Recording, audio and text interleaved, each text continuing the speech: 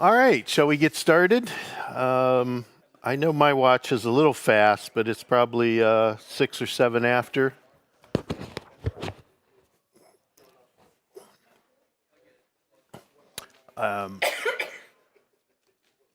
Everybody got the notes? All right.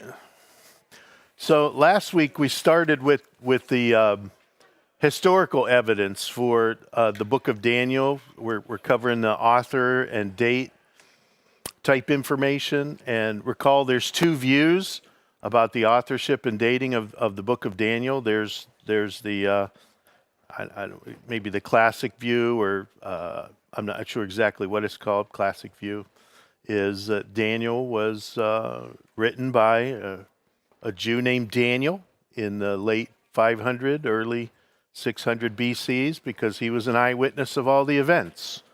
That's the classic view. It's the normal view. It's the view that's been held by the church as a whole and the Jews for thousands of years. And in about the 200 or 300s AD, a rank unbeliever postulated a theory that Daniel was written by a Jew after all the historical events that Daniel predicted in the book took place. And he wrote it after the events, and that date for that writing is about 165 BC. Okay, right kind of at the time of the Greek Empire and the dealings with the pretty ruthless ruler of the Greeks back then, Antiochus Epiphanes. So those are the two views. And last time we started to look at the historical data that the Maccabean view gives for why they think the book of Daniel was written in 165. The first one we saw that they claim that the first verse of Daniel about the timing of when Nebuchadnezzar seized Jerusalem is wrong. Daniel says it was the 3rd year of Jehoiakim, and Jeremiah says it was the 4th year of Jehoiakim. And that all came down to how Babylonians and Jews counted the number of years in a king's reign. The Jews counted the ascension year, the first year of a king coming to the throne. The Jews counted that as part of his reign, but the Babylonians did not. Lots of pomp and circumstance in the first year of a Babylonian king's rule. And so the Babylonians didn't count that as part of the rule. So it was natural that the Babylonian system Daniel would use, because he was educated in the Babylonian system. So no difficulties there. And the second one we covered was that Daniel talks about a siege that's not listed in any extra biblical or Babylonian or Greek historical data. And we went through that and basically found that and most scholars, even unbelieving scholars, would agree now that Nebuchadnezzar seized Jerusalem in 3 different stages. The first stage was about 605 BC. That's when Daniel and his friends were exiled to Babylon. The second stage was a little bit later. That's when the king, Jehoiakim, and Ezekiel were exiled to Babylon. And that's an important aspect, because Ezekiel actually mentions Daniel. That's also evidence that we'll use later to do that. And then finally, the final siege in 539 BC is when Nebuchadnezzar destroyed Jerusalem and ended it, destroyed the temple, all of that stuff. So there were really 3 stages. The Old Testament in Kings and Chronicles and much of the Babylonian literature talks about the second 2 stages of that siege. Daniel mentions the first one, and that's all it is. Okay. All right. So what we want to do is continue with that and look at the other 3 things. There were 2 other things that Daniel is claimed to get wrong in history by those that date the book fairly late. One is that Daniel confuses the kings, the succession of kings in the Babylonian Empire. Okay, how does Daniel depict who ruled? Well, in chapters 1 through 4, who is ruling Babylon?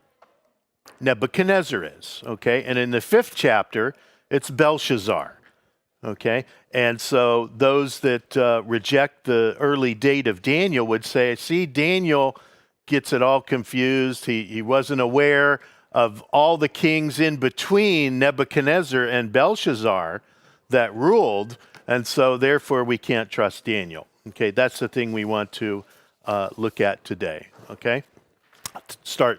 That'll be our starting point. Let me throw this away.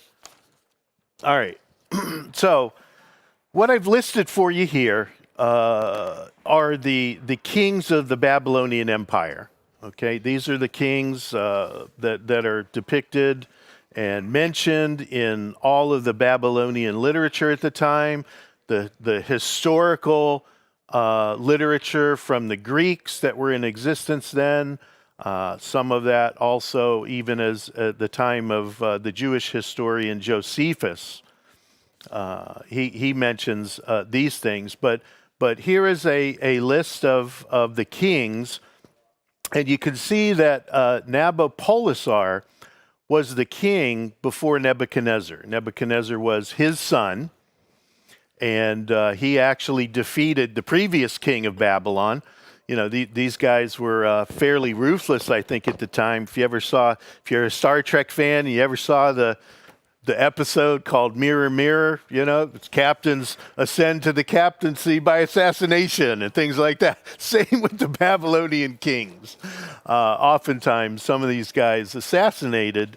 That's how they got into the line. Well, Nebuchadnezzar was Nabopolassar's son, and that's how he came to the throne. Nebuchadnezzar, he's gonna fare pretty handily here in the book of Daniel. But Nebuchadnezzar he was the one that exiled the king of Judah, Jehoiakim, and that's going to be important. Why is it important that in the events that took place here, Jehoiakim was exiled and not executed by Nebuchadnezzar? Well, it's because Jehoiakim was in the true line to David. And so for his life to be spared by the Lord there would, continue on that rule of lineage to David. And that's certainly important for the lineage of Christ. So after Nebuchadnezzar, you have a couple of kings. The first one is called Evil Merodach, and he was the son of Nebuchadnezzar. You can see the dates of his rule. Maybe 2 years he ruled. Okay, so very uneventful rule if you ruled Babylon for just 2 years. Didn't make much of a name for himself. Okay, he's mentioned in 2 Kings and in Jeremiah, but he actually released Jehoiakim during his reign. So if there's one thing that he did okay. And it's hard to believe he did anything okay with a name like Evil Merodach, right? He did release King Jehoiakim.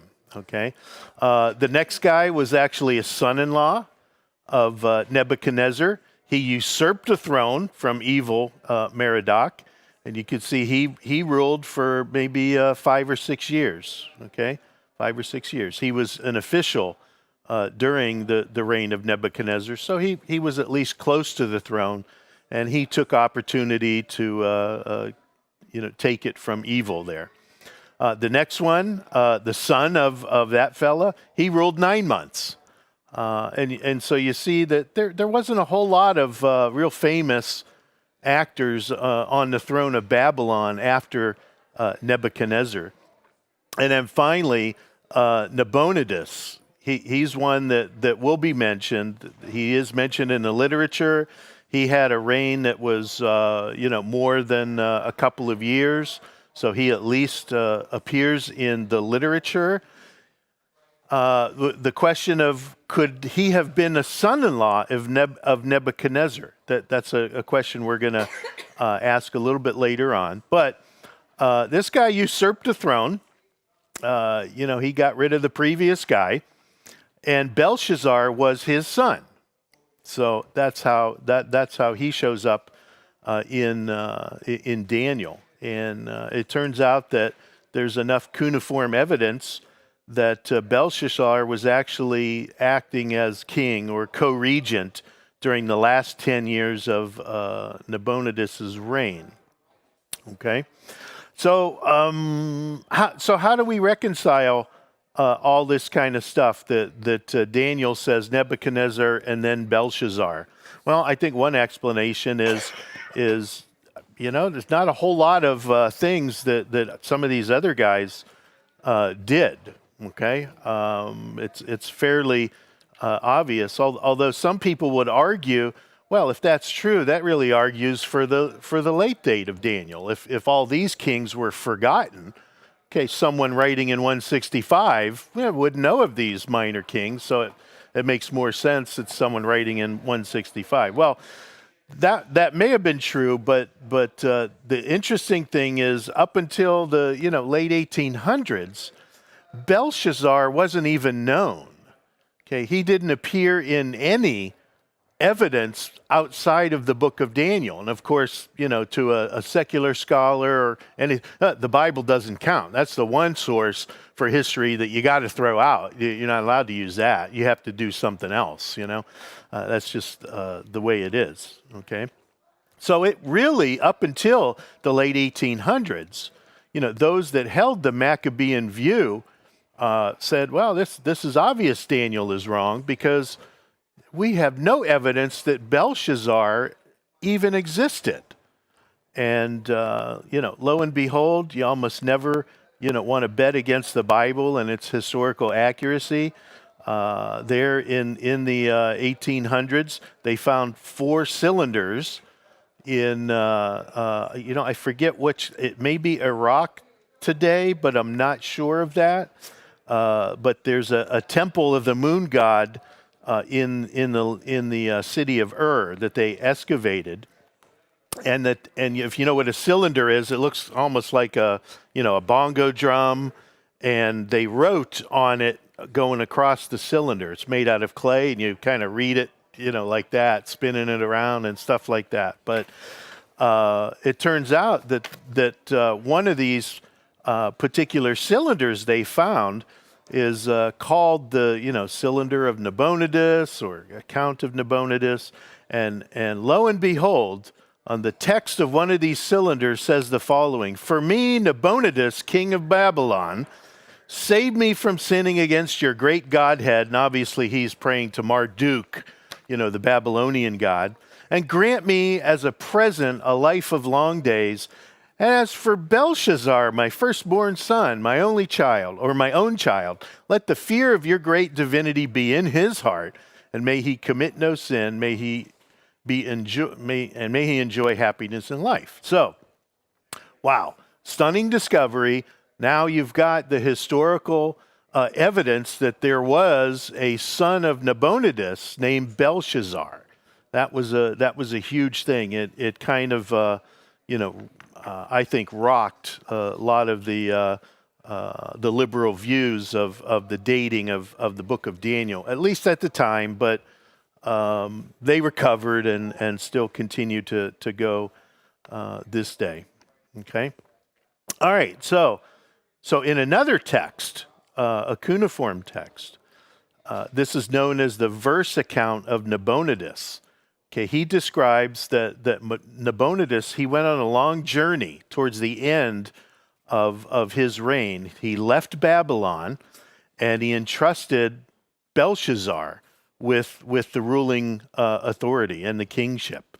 Okay, it's interesting because that particular inscription also confirms the existence of a son named Belshazzar, and that he was the ruler, at least in Babylon, the city of Babylon, Again, it's solid evidence that Daniel was written by an eyewitness event, especially when the book of Daniel says in chapter 5 that the reward for anyone that could interpret the writing on the wall, remember the writing on the wall, what was the reward for that? I will grant you to be the third ruler in the kingdom. Okay? That's pretty strong evidence because, Belshazzar was the second ruler next to his father who was away, but he was the second ruler. It's fairly unlikely that someone writing in 165 would have known that. All of these things, especially since at the time, Belshazzar wasn't even known to exist. So I find that interesting here.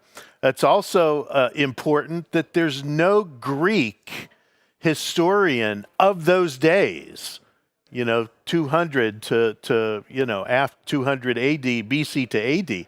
No Greek author or historian mentions Belshazzar. So you can't really say, oh yeah, the person writing in 165 possibly could have known of Belshazzar. There were no historians that mentioned him back in the 200 ADs. And the conjecture is that, a lot of times minor kings have just been forgotten. How many kings of Babylon can you name in the whole line from 1500 BC all the way to Nebuchadnezzar? Maybe one or two if you've read some classical literature, but most people can't name any except Nebuchadnezzar, right? I don't know. I couldn't name any, that kind of stuff. So Belshazzar's name is missing from the kings of Babylon lists in the 200s and stuff like that. And Josephus, the Jewish historian that lived about, I think it was about 100 AD, he's unaware of Belshazzar also. So all of these things, I think it would be a unique situation that nobody around the time of 165, when the Maccabean theory says that's when Daniel was written, nobody knew of Belshazzar, and yet that author mentions him. That's just too much for me to believe, I think. The evidence on the cuneiform tablets and the cylinders, I think, really sent shockwaves into the Maccabean view. All right. Now, what about Belshazzar being Nebuchadnezzar's son in Daniel? Okay, obviously with this list of kings, Belshazzar could not have been his literal next of kin's son in that sense.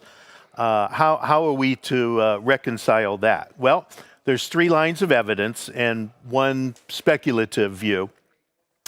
In the Semitic languages like Hebrew and Aramaic, the term or the word for father has a little bit larger range of meaning. Okay, not just next of kin. It can occasionally refer to, have a span of multiple generations, and it doesn't even have to be persons relate. So in other words, grandfather, they could be listed as father. But it can also refer to non-related persons in the sense that sometimes father and son can be used of predecessor and successor to a kingly throne. So you could say that Solomon was the son of David, not just in the flesh and blood genetic sense, but Solomon succeeded David on the throne of Judah. So in that sense, it's certainly true that Belshazzar succeeded Nebuchadnezzar, though there were kings in between. So we could say that Belshazzar was the son of Nebuchadnezzar in the sense that he succeeded Nebuchadnezzar on the throne eventually. And there's some evidence that is used here. There's a famous obelisk that was discovered, I'm not sure exactly when, but it was erected by an Assyrian king about 830 BC, and he basically mentions that Jehu's called the son of Omri, even though Jehu was the one that exterminated all the descendants of Omri in the Old Testament. So it appears that at least this Assyrian king used the term son to mean successor, not necessarily blood relative. Okay, so that's one aspect of the evidence. The second one is the normal formula in Semitic literature to actually indicate a father-son relationship in the normal sense. It would be Belshazzar, son of Nebuchadnezzar. That's the usual way that you would make that reference. And nowhere in the book of Daniel is it stated like that. So the presumption is possibly this is not a blood relative or a father-son in a normal sense. This is successor type usage of that term. Okay, next page. And 3, in the ancient Aramaic and Hebrew languages, there was no word for grandfather. Okay, just father. All right. So there's now one minor view I found interesting, and I conclude this paragraph. It's really unfortunate that the historians of the day just were not very interested in the wives of kings and rulers and stuff.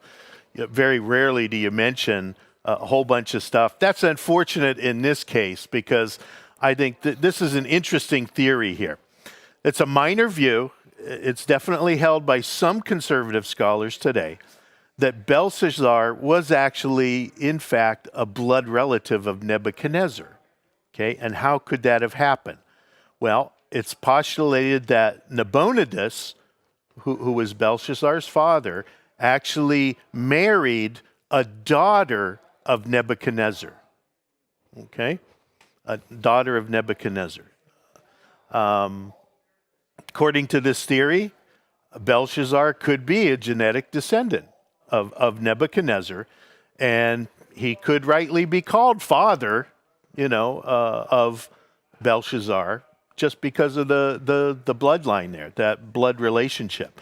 It would be Belshazzar would be the grandson of Nebuchadnezzar in that case. But since there was no term for grandfather, he used the word father. Okay.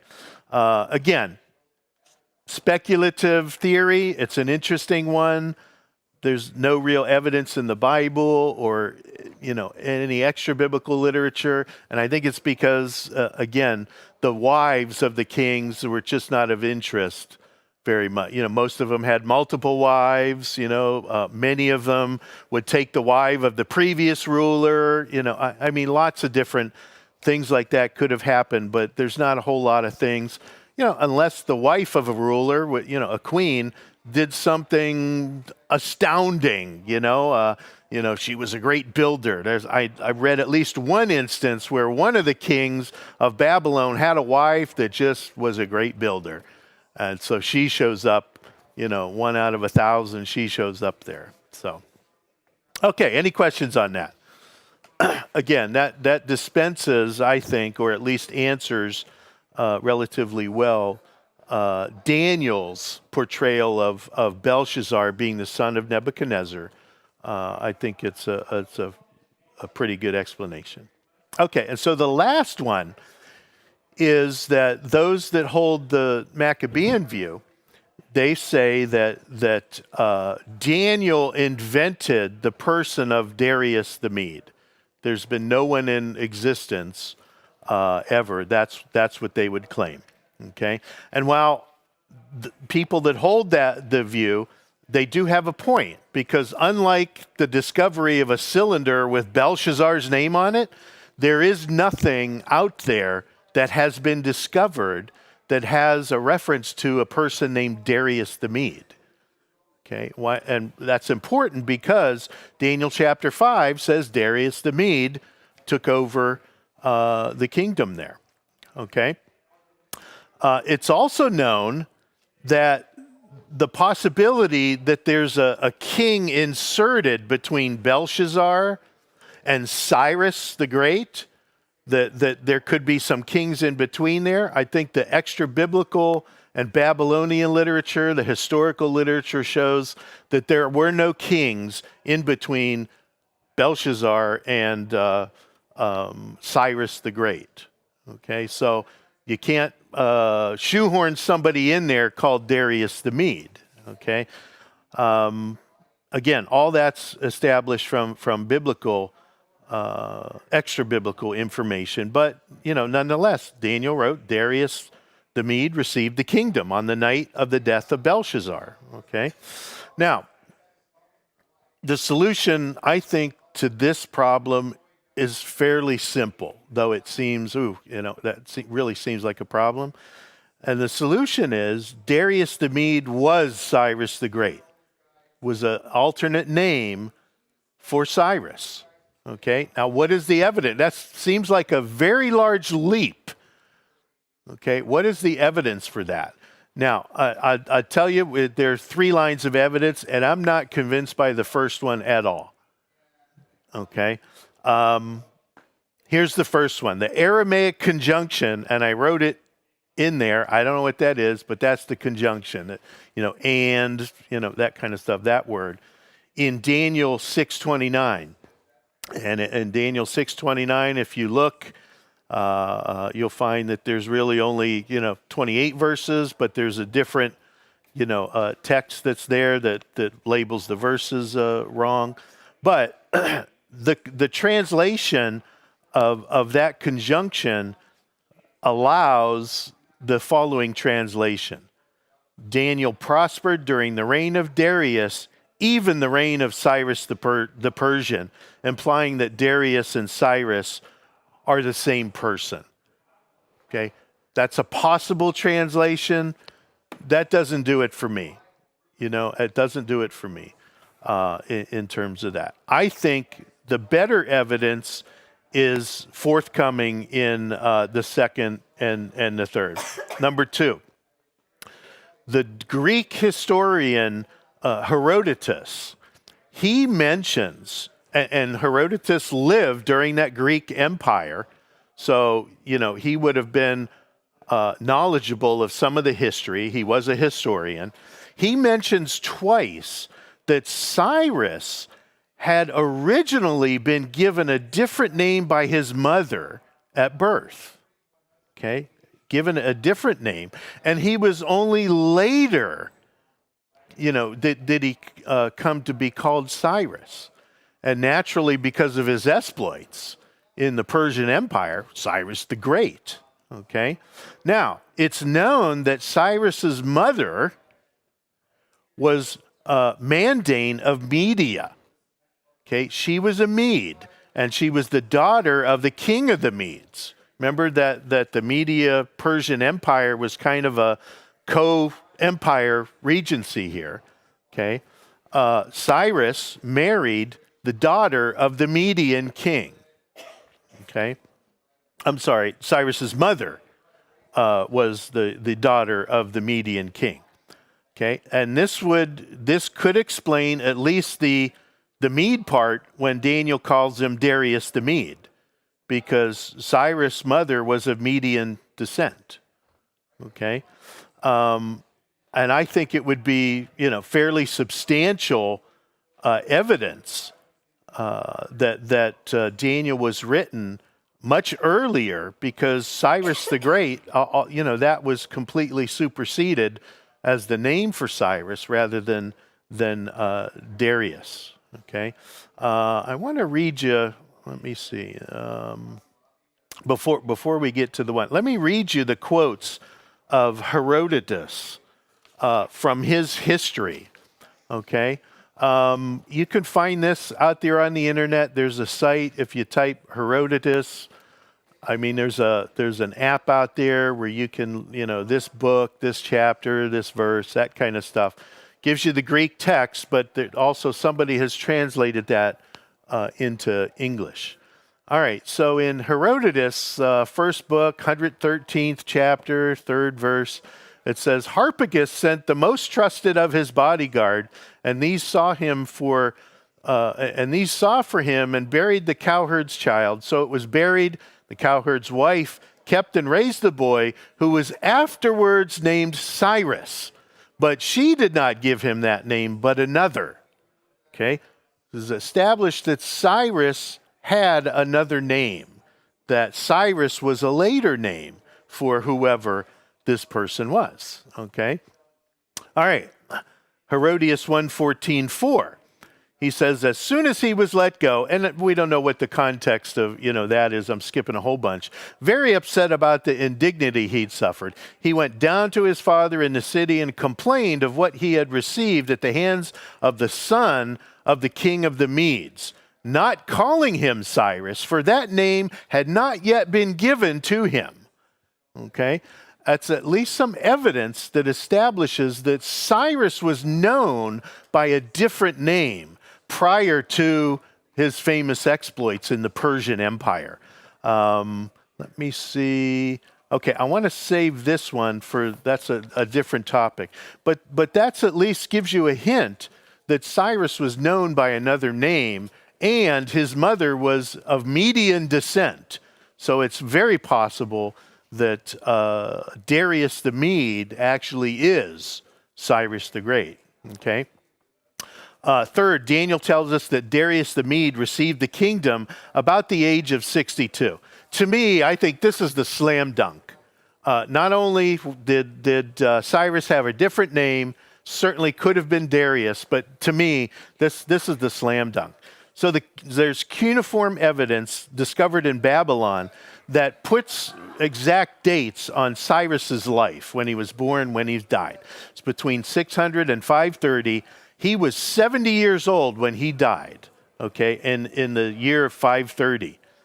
And it is known from a variety of extra biblical sources, and it's well established today, that the fall of Babylon happened in 539 BC, okay?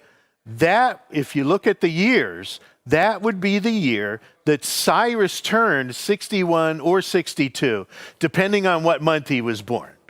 Okay, to me, that's the slam dunk, and I just cannot, in my mind, believe that someone writing in 165 would have the details of knowing that Cyrus was 62 years old when Babylon fell that night.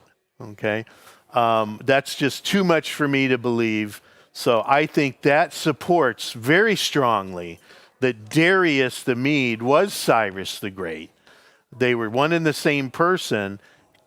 And Daniel is the evidence and the only thing in history that tells you what Cyrus's original name was, Darius the Mede.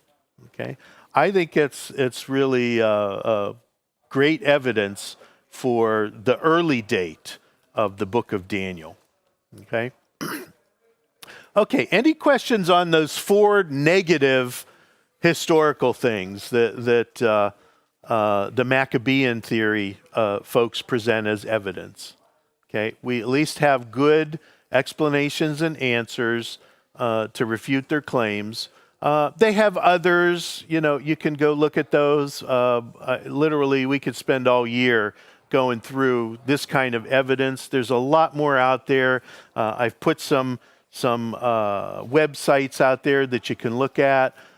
Any of these commentaries on the book of Daniel that I've listed in the advanced work, they're going to have their own take on what they consider important evidence for the early date of Daniel.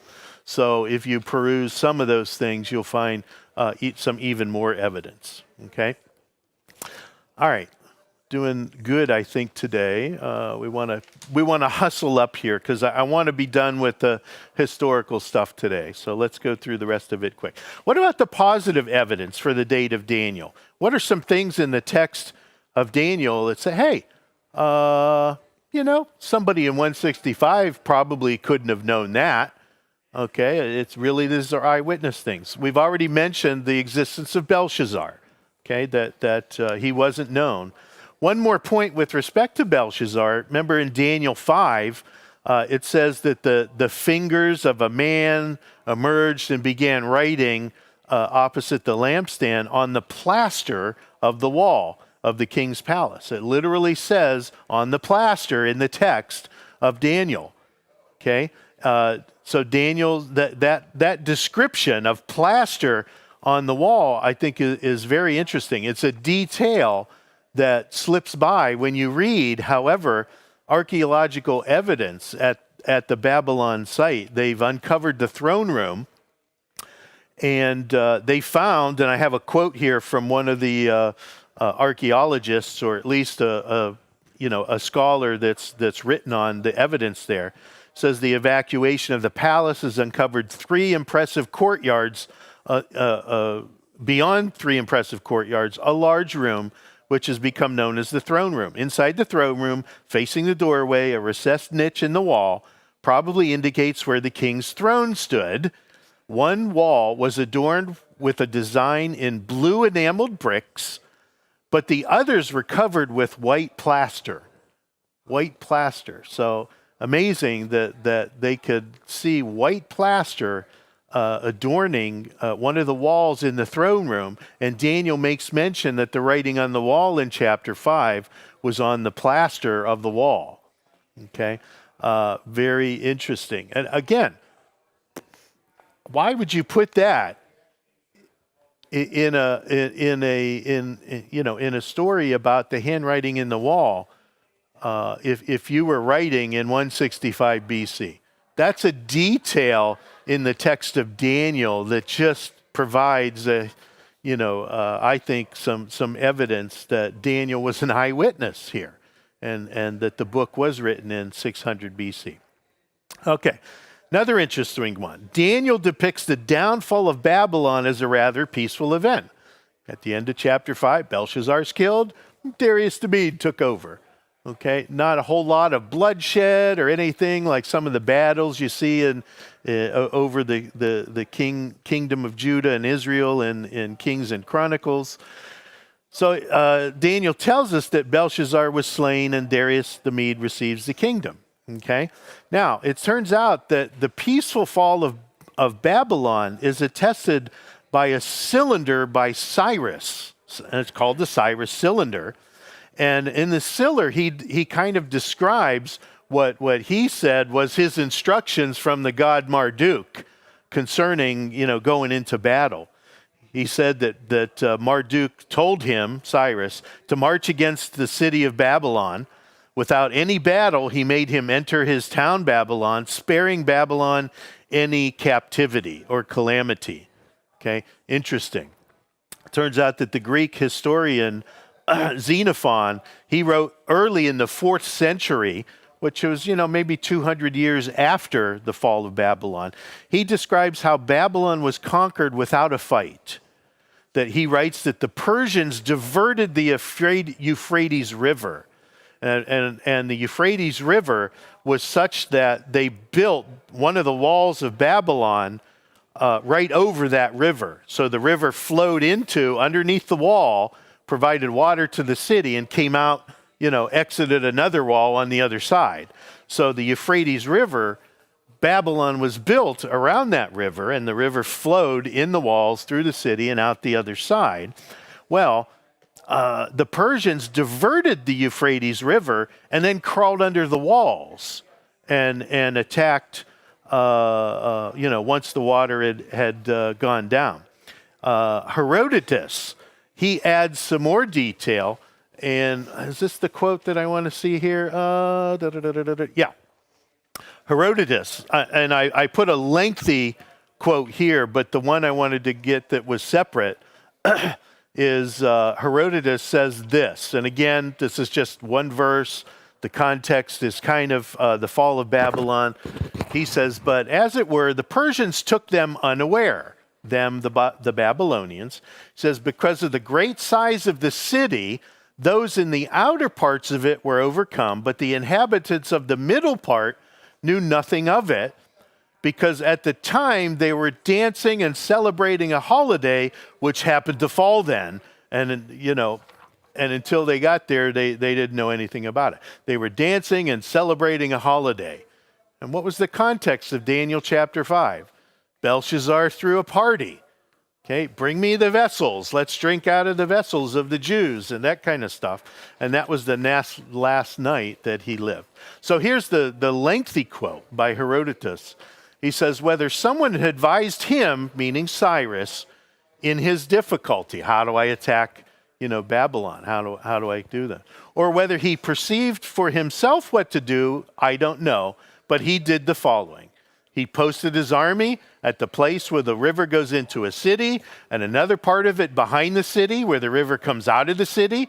And he told his men to enter the city by the channel of the Euphrates when they saw it, to be fordable. Having disposed them and given this command, he himself marched away with those of his army who could not fight. When he came to the lake, Cyrus dealt with it and with the river, just as had the Babylonian queen, drawing off the river by a canal into the lake. So somehow he diverted the river into a lake, and the river started, going down. When this happened, the Persians who were posted with this objective made their way into Babylon by the channel of the Euphrates, which had now sunk to a depth of about the middle of a man's thigh. Okay? Now, if the Babylonians had known beforehand or learned what Cyrus was up to, they would have let the Persians enter the city and destroyed them utterly, for then they would have shut the gates that opened on the river and mounted the walls that ran along the riverbanks and would have caught their enemies in a trap. But as it was, the Persians took them unawares. Because of the great size of the city, those in the outer parts were overcome, but the inhabitants of the middle part knew nothing about it. By this time, they were dancing and celebrating a holiday, so that is the quote that I already read. The last verse is the quote that I read. They were dancing and partying when this was going on, and they weren't aware of it. Okay? Exactly what Daniel describes. He doesn't describe it, but he doesn't really offer any, the battle for Babylon, this is how it fell. Kind of describes it as a relatively peaceful event, and the extra biblical data and history agrees with that. Okay. Next one. Daniel mentions Belshazzar offers third ruler of the kingdom as a reward for whoever could interpret the handwriting on the wall. Again, we know from the Nabonidus Chronicles that Belshazzar was the co-regent. He was kind of second in charge. His father was away. And so this third rank was the highest reward that Belshazzar could offer. How would a person writing in 165 know that? They didn't even know about the existence of Belshazzar. So given that the third ruler in the kingdom is the offer for the reward, I think that puts more evidence on the side that Daniel was written around 600 BC. Okay? Here's an interesting geographical little tidbit. Another statement in Daniel 8:2. He's about to have a vision. He says, I was looking in the citadel of Susa, which is in the province of Elam. Okay, if you look down at the map there, the lower right-hand corner, you see the province of Elam, kind of as a, fairly large area that, encircles some of that. You see right above that is Susa. Okay, it turns out in the Greek and Roman time, that during the Persian period, that little town or that little province was reassigned and given a new name called Susiana. So the province of Elam, which had been much bigger prior to the Persian, empire kind of redistributing things, it was reduced to the region just to the right of the Ulysses River. And I'm not sure which one of those is, but it's probably that closest one there on the map. Gleason Archer, he makes this comment. It's reasonable to conclude that only a very early author would have known that Susa was once considered part of the province of Elam. In Babylonian days, that was true. And the fact that Daniel gets this correct, that he knew that Susa was part of the province of Elam, though later on it was not, that really gives evidence that the writer of Daniel wrote during the Babylonian Empire. Okay? Again, more favorable positive evidence that Daniel was written about 600. Next one. As a mathematician, I kind of like this one. Daniel was very well informed of the Babylonian system of measure. Turns out that the Babylonians use a sexagesimal system, which is based on the number 6, rather than the decimal system that later became used in, at least by the Roman times, based on 10. Okay? Nebuchadnezzar made an image of gold whose height was 60 cubits. Okay? And its width, 6 cubits. Okay? The Babylonians used the base 6 for their numbering system, and fairly unlikely that someone writing much later would have known that. Next thing, Daniel's familiar with the execution customs of the Babylonians. What was the preferred method of execution for the Babylonians? Throw them in a fire, right? Shadrach, Meshach, and Abednego. Throw them in a fire. However, to the Persians, fire was sacred. Okay, they were not going to execute people by burning. They believed in, some deity type, attribute of fire, and they weren't going to use fire. What did the Persians do? They used wild beasts. Okay, they used wild beasts like lions, right? It's also interesting that the Persians, when they punished somebody, they didn't just punish the offender. They punished the entire family of the offender. Okay? Family, children, didn't matter. They were going to get the execution also. And that's exactly what Daniel describes. Okay? After Cyrus saw that, Daniel was justified and he was saved by, the lions not eating him, Cyrus, Darius, he took the families and the bad guys that tried to blame Daniel, threw them into the lion's pit. Okay, so this person that wrote the book of Daniel was familiar with the differences between those two because he makes it obvious.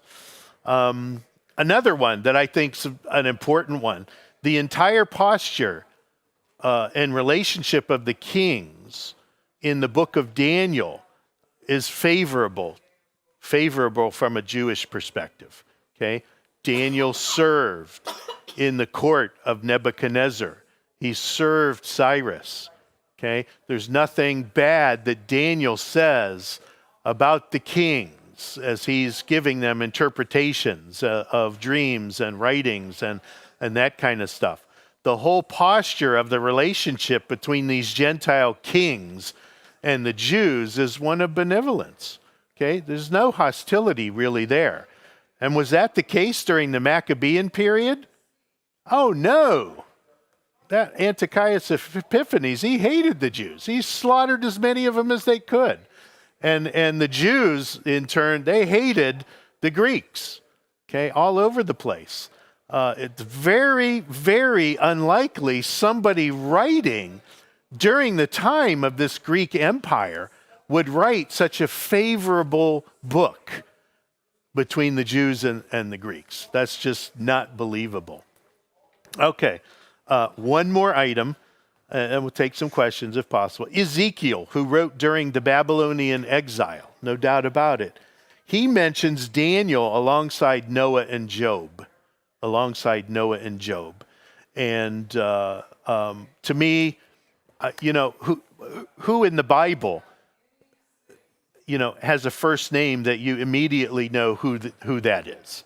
There's many of the heroes of the text of Scripture, Noah, Job, listed by their first name. That's good enough because we know of their righteousness and all the acts that they've done in the Lord's name in the text of Scripture. Daniel is included there by Ezekiel in Ezekiel 14:14 and 14:20.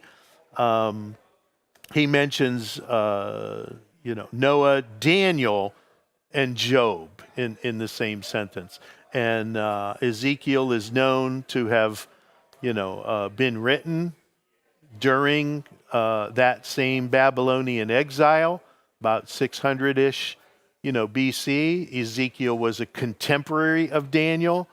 And it's interesting because the Maccabean view tries to shoehorn another historical Daniel into this passage. But when you start reading about that other Daniel, he was as wicked as they come. There's no way that he would be listed with Noah and Job being righteous. Okay, so it's very unlikely that whoever this other Daniel is, I don't even know if he was Jewish, how they can provide any evidence that this was a man that Ezekiel included in a stack of righteous people. I just don't see that at all. So, all right. So where are we going from here? That's enough of the historical stuff. It's quite a bit. You've got 2 weeks worth of notes that you can look at. It's interesting kind of stuff. There's a lot more of it out there. You can find it on the internet. But we'll just leave it there. That's the stuff that I was able to find fairly interesting in commentaries and things like that. I included my favorites naturally. Where we're going next is we want to, one more week before we get into the text of Daniel, I want to cover the language issue, okay? If you know that the book of Daniel is written in 2 different languages. The first part is written in Hebrew, and then all of a sudden when Nebuchadnezzar in chapter 2, comes on the scene and people start talking, it switches to Aramaic all the way out to like chapter 8 or so.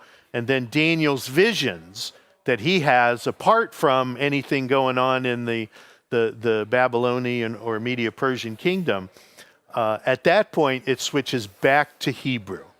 Okay, so we want to look at some of the evidence that the scholarly critics of the early date view would say, and we'll look at that, and we'll also look at the theology, kind of a very subjective way to say Daniel wasn't written, in 600 BC. It's very subjective when you say, the theology of the angels and the angelic activity is too advanced for 600 BC, had to be written much earlier. Well, that's a very, very subjective statement that you consider the theology of angels in the book of Daniel to be late. I mean, what does that even mean? So I find it very weak arguments. We won't spend too much time, but we'll cover the language and the theology, and then the week after that, we'll start right in the text and go through it line by line forever till we get to the end, and then we'll pick up Revelation. But you have a break for the next 2 weeks. I'll be in Tennessee for the next 2 Sundays. So we'll pick this up 3 Sundays from now with the language and the theology. Okay, we've got some time. Any questions, comments, any other things that you have heard? We certainly are going to cover more evidence for the early dating as we go through the text, because occasionally there's a little nitpicky thing. Oh yeah, by the way, that supports an early date of Daniel. That kind of stuff. We'll cover those as we're going through the text. But anyone have one that hasn't been mentioned that you happen to read? Bob, first. Yep. Oh, okay. He'll be gone next week, so I think there'll just be one, Sunday school class with the basics class. So if you come to Sunday school, you'll get the basics class for 2 weeks, and then we'll be back to Daniel the week after that. Yep.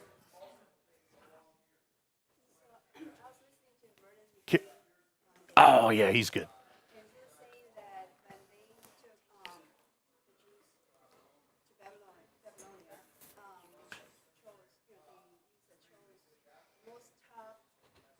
The best, yeah.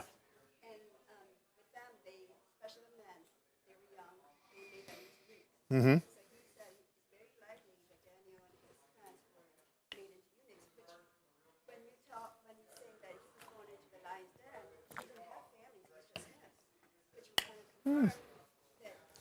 That's interesting. Carolyn brought up a point. She heard J. Vernon McGee say that Daniel and his friends were made eunuchs when they were deported to Babylon, and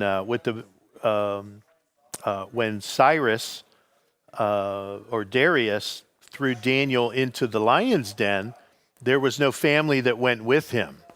Okay, he was alone, and that explanation actually fits good because Daniel was a eunuch when he was, brought to Babylon by Nebuchadnezzar. He didn't have a family. That's interesting. Interesting. Yep.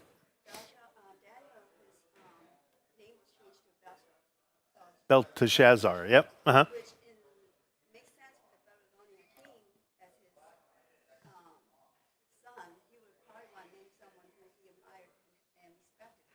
Yeah. Yeah, we're gonna look at what Daniel, what his name meant in Hebrew and his friends, and how Nebuchadnezzar changed those names. It's really fairly blasphemous, and just shows the arrogance of Nebuchadnezzar, how he renamed the young men that he took from Israel to serve in his court. Yeah, Beth.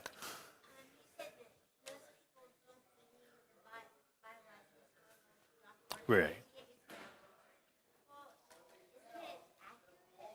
Oh yeah. Let me preface that. Beth is saying, most people don't believe the Bible is historical. What I mean by that is oftentimes a secular historian would not go to the Bible for any data. They're looking for extra biblical sources because they, a priori, before the fact, already condemn the Bible. It can't be historically accurate. Okay?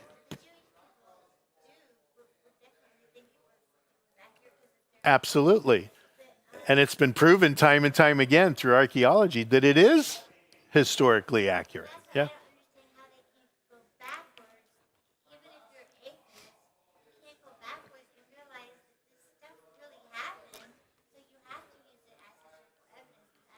Right. Sure. Absolutely. He's going to do anything to discredit the text of Scripture, people from reading it. If you have a person that, is, I think I want to read the Bible, but then they read an article by a liberal scholar that said the Bible's totally inaccurate historically, just as a statement, without investigating any of whether that's true or not. Okay, that's kind of where they start. They start from that point that the Bible couldn't be accurate historically because it, purports to be from God. And so almost before they even start looking at the data from day one, they say, this is historically inaccurate because the Jews claim it was written by God. But, just time and time again, over the course of, hundreds of years now, as archaeology and the science of that have advanced, they've just uncovered things like Belshazzar, his existence. I mean, think about that. 1850, I think that temple was discovered and uncovered. So for, 1850 years plus 600 BC, 2,400 years, Belshazzar didn't even exist, except in the page of Daniel chapter 5. And 2,400 years later, they find, a cylinder with Belshazzar's name on it. And that happens a lot, and to the embarrassment of secular archaeologists, that happens a lot. And they can't explain it. They usually don't explain it. They just either continue perpetuating their a priori belief that the Bible isn't historical, and they just run with that, knowing that pieces of what they believe have already been proven false. So, I mean, this is a spiritual battle too. It's not just the science of digging up stuff and, reading ancient languages and stuff like that. This is a spiritual battle also going on. Think of the implications. And I've got no evidence for this, but I'll make a prediction, and not in the prophetic sense.